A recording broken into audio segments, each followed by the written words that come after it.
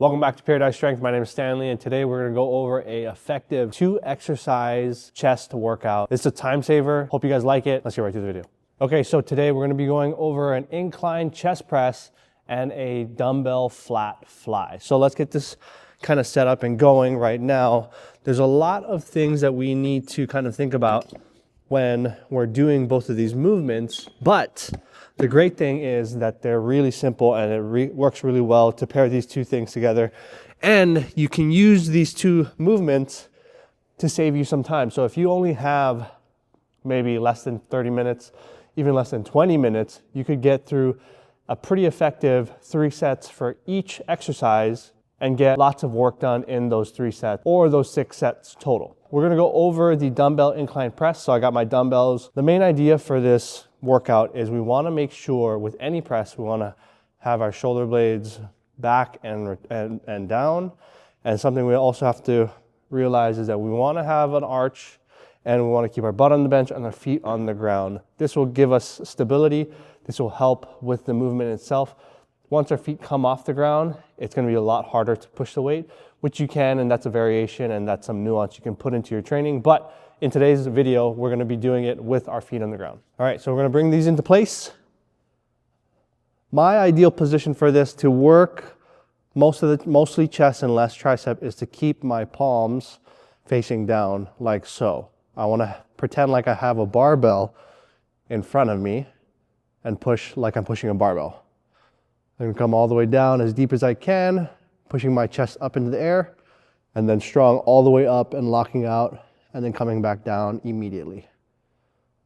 For these, I like to do around a 2 to 6 second eccentric. You don't need to go much longer than that. Lots of research has said and have kind of shown that anything above 6 seconds, there's not much benefit. So we wanna stay around 2 to 6 seconds. Practice control, practice the skill of the press. We want to always make sure we're coming all the way to the top. As you can see, I'm doing a very soft lockout at the top and then coming down immediately, just because I don't necessarily need to rest at the top and I can go straight back into the movement. Once you do your first working set there, we're going to take a break and then we're going to go into our another working set. So for this, what I would suggest is that when you're doing these, we want to work to around 3 to 2 RIR for the first time we're ever doing this. The point is, as we progress through the cycle and week after week after week, we can adjust and change RIR, or reps in reserve. Change how intense we're pushing and how much intensity and effort we're putting into the set. I would do 3 RIR. Maybe next time I come back to this, I could do another 3 RIR. After that, once I feel good and feel like I want to push it a little bit harder, then I can do 2 and then 1. And if you want to even push it to failure, you can go to 0. But that is a very basic way to progress intensity. And I think everybody needs to understand how to progress intensity. And then once you've already gotten to the point where you already pushed, you did 3, 2, 1, 0, you can go back to 3, you can go back to 2. You want to undulate your training. What undulate means, you want to have an undulating type of training style. You want to come up and you want to come down, you want to come up and you want to come down, and then progressively work your way up, because that's kind of the point, right? We're trying to build, obviously, not necessarily just the size of our muscles, but we want to put strength on as well. And bigger muscles require more force. And so when we can apply more force, it's a good thing. All right, so the next exercise we're going to go into is the dumbbell fly. For the dumbbell fly, you can do them inclined, but I prefer to do them flat when I'm doing an incline press. The reason for that is because I want to have different variations of different angles within my training. You'll rarely see me ever doing like an incline press and then an incline fly just because they have a similar angle. You can if you want to, and that's totally fine. But for me, I like to cover a little bit more ground with angles and different types of movements, but also have a structure within my training so I can get the best results for me. And I try to do things that work well for me. Not everything that works well for me might work for you, so you need to kind of test and experiment with those things. So for me, I'll do an incline press, and then I'll go into a flat fly or even a cable fly if I got cables around me. Got my lighter weights here. For the most part, most likely you're not doing flies with the amount of weight that you're pressing with, but if you are, then kudos to you. For this same exact thing, we want to keep our feet on the ground. We want to keep our butt on the bench. Our low back will arch off the bench a tiny bit. Our shoulders and back, upper back will be on the bench. It doesn't necessarily matter if your head is coming up or off the bench.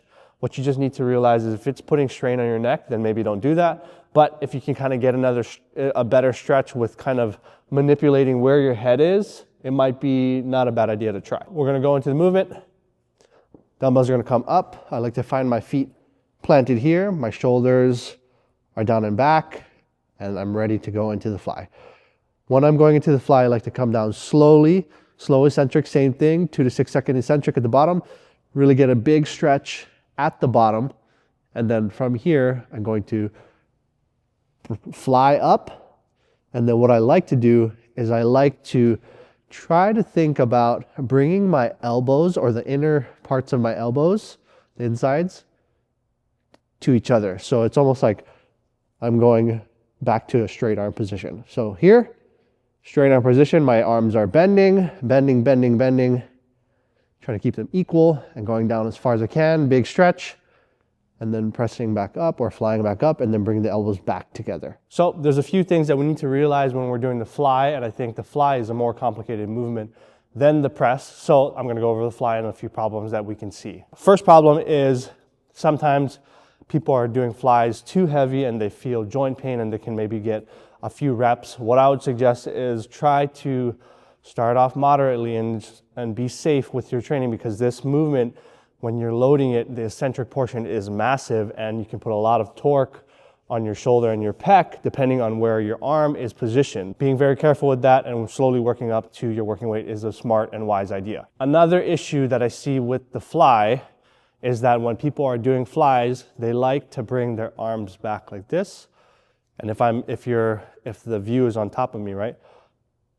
Here, now all I'm doing is rotating my shoulder here and causes a lot of torque in my shoulder, which can cause a lot of problems in the future or during the set. What I like to use as a cue is I like to tell my clients, try and hug a tree or give somebody a big hug. We're gonna be here, you're gonna come here, out, making sure that your hands are not above your elbows. Your elbows wanna be kind of aligned with your hands as much as possible. Here, big stretch, and they'll deviate at the bottom a tiny bit, but when you come back up, want to make sure we maintain that and give a big hug. I know it sounds funny and it's kind of cringy, but the cue works. So think about that. You're hugging a tree hugger.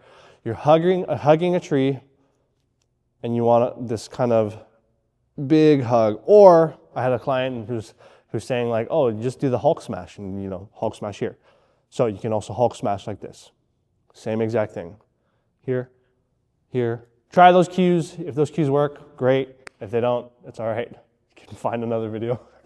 Those are pretty much the things that are the problems with flies. So just be careful when you're loading these things.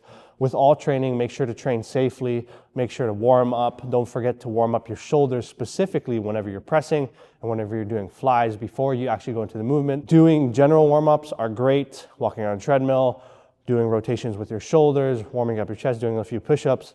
But something that's even better is obviously doing more specific warm-ups with the exercise that you are doing for that day. So if you are training pressing, if you're training dumbbell incline press, warm up with a dumbbell incline press. Smart. All right, that's it. Okay, thank you so much for watching this video. If you liked the video, like, comment, subscribe, do all the fun stuff. Here's another video if you want to watch. Subscribe, because most likely you're not subscribed. I do a lot of shorts, I do a lot of videos on exercise and training, and this is real exercise and training that you can apply to your everyday training. I believe that we need to be wise in our training. I believe we need to train hard, but also train smart. So, love you guys. Catch you in the next video. Peace out. Bye.